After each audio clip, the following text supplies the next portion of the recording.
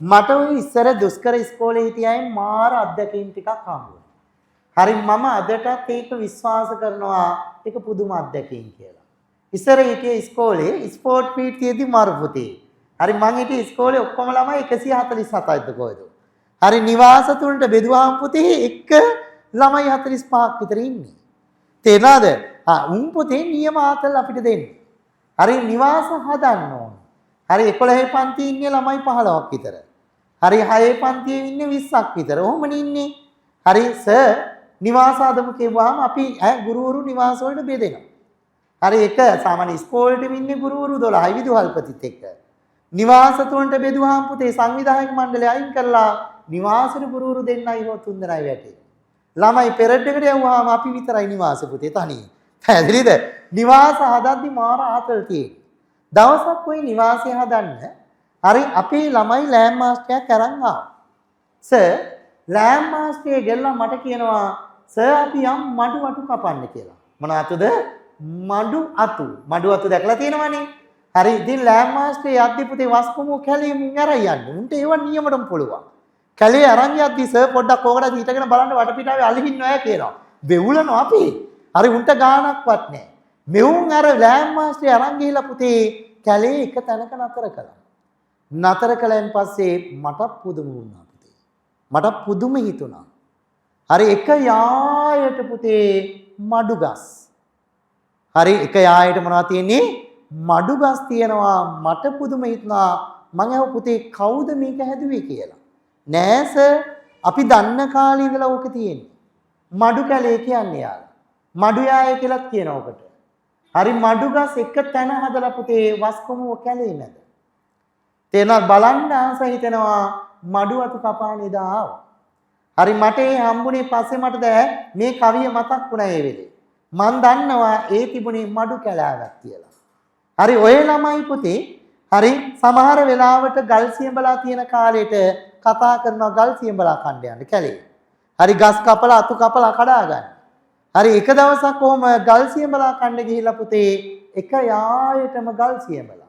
මට මතක් වුණේ ගල් සියඹලා කැලෑවක් කියලා. දවසක් මම කලින් ආවා පුතේ. බයිසිකලේ මට තිබුණේ. රිවර්ස්ටන් පාරේ එත්ති පුතේ මිනිස්සෙක් කොයි මුදුනේ පතන හරියේදී අත දැම්ම බයිසිකලේට. එයාගේ පොහොර උරේක භාගයක් තිබුණා මොනවා හරි පුරවගෙන. හරි බේක් පාරේ බස් නෑනේ පුතේ. ඕන කෙනෙක් අත දැම්මම නතර කරනවා. මාත් නතර කළා. නතර කළා මං ඇහුවා අයියා කොහෙටද යන්නේ කියලා. සර් මට පුළුවන් නම් රත්තොට ගිහින් දාන්න ඕක කිව්වා. මං එන ගමන් අහනවා ඔයා මොනවද ওই මල්ලේ තියෙන්නේ? නෙල්ලි සර්. මට දෙන්න පුළුවන්ද කියලා ඇහුවා. අපෝ දෙන්න. සොෆින්නයක් තියනවද? මං දෙයිගෙන බහින්නම් කිව්වා. මං ඇහුවා ඔයා කොහින්ද මේ නෙල්ලි කඩන්නේ? සර් අපේ ගෙවල් රත්තොට. හරි අපි හැමදාම බස් එකේ යනවා සර් උදේට. ගියාම ඒ කෑල්ලේ තියෙන ওই පතනට එහින් තියෙනවා සර් කැලේත් එක්කම නෙල්ලි එක ආයෙටම තියෙන නෙල්ලි. හරි ඒ නෙල්ලි කැලයක් තියෙන්නේ. හරි අපි ගිහිල්ලා අපි හිතේ පරිදි කඩාගෙන එනවා සර් මෙහි ඇවිල්ලා බිස්නස් කරනවා. තේරෙනවද මට මතක් වුණේ පුතේ ඔය තියෙන්නේ නෙල්ලි කැලයක් කියලා. ඉස්සර රජවරු පුතේ කැලෑ මැද හැදුවා පුතේ පොඩි පොඩි ඖෂධ කැලෑ වෙනම. නෙල්ලි කැලෑ වෙනම හැදුවා. මඩු කැලෑ වෙනම හැදුවා. රෝස කැලෑ වෙනම හැදුවා. ඉද්ද කැලෑ වෙනම හැදුවා. හරි දැන් අපිත් හදනවනේ පුතේ.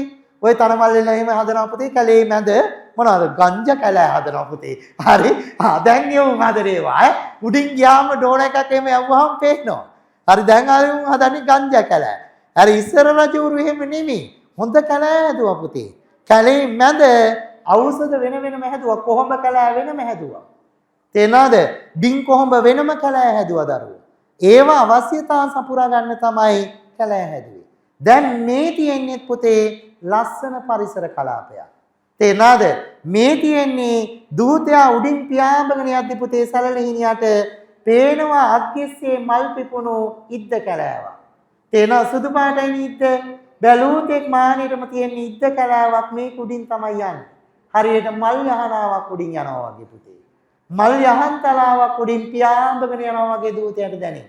ඒ තරම් ඒක සුන්දරයි. හරි මේ හම්බුනේ මොකද්ද?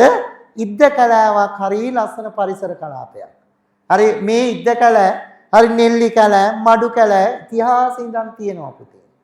පැහැදිලි කැලෑ මැද තමයි ඒව හදලා තිබුණේ.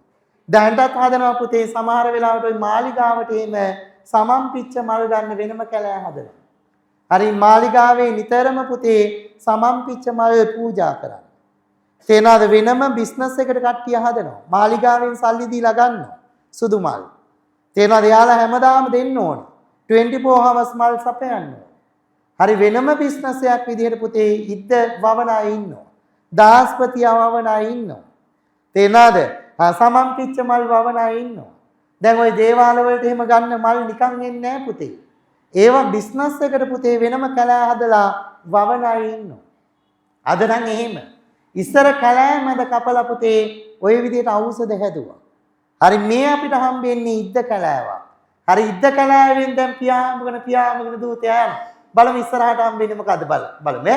වගබැඳ කියන්නේ රංචු පිටින්. හරියටම ලියා ගන්න. රංචු පිටින්. වගබැඳ හින රංචු පිටින් බසින්නා වූ. රංචු පිටින් බසින්නා වූ. වගබැඳ හින රංචු පිටින් බසින්නා වූ. හරි රජහස පුල් රාජහංසයන් ගැවසීගත්.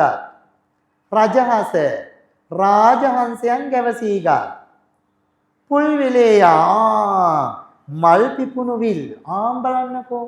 තේරෙනවද? දැන් ඉද්ද කැලේ පහු කරගෙන පියාඹගෙන යද්දි කවුද ඉන්නේ? රාජහංසයෝ. රාජහංසයෝ රංචු පිටින් බහින මල් පිපිච්ච විල් මොන පද්ධතියක් හම්බ වෙනවා. නමයි ගමයි මාතලේ තමයි මේ හිතේ තියෙන තම අපේ කමයි දෙනිවත්